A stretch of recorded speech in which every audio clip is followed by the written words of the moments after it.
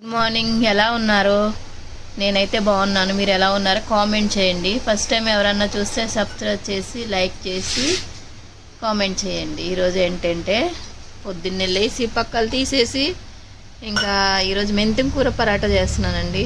మెంతం కూర తెచ్చి మొన్న మార్కెట్లో తెచ్చాను కదా, చిన్న చిన్నగా కట్ చేసి చపాతీ వేసి పరాటా చేసుకుంటే అప్పుడప్పుడు బాగుంటుందండి. మెంతం కూర పరాటా పిల్లలకు మంచిది. మెంతం కూర పరాటాలో పెరుగు కాంబినేషను. నేనైతే పెరిగే పెట్టుకుంటాను. మరి మీరు ఏం పెట్టుకుంటారు అన్నదే కామెంట్ చేయండి. పెరుగు అయితేనే బాగుంటుందండి, చట్నీ అయితే ఏం బాగోదు. ఇంకేముంది, లాసియా కాజల్ నేను తినేసాము బ్రేక్ఫాస్ట్. ఇంకా కాజల్కి అయితే చపాతీ తీసుకోవడం రాదు, మనమే ముక్కలు చేసేయాలా. ఇంకా కాజల్ నేను మొత్తం తినేసి నేను కూడా చాయ్ తాగేసాను. మీరు కూడా తినేసారా? ఇంకా నా వీడియో ఎలా ఉందో చూడండి, చూసి చెప్పండి. Bye bye.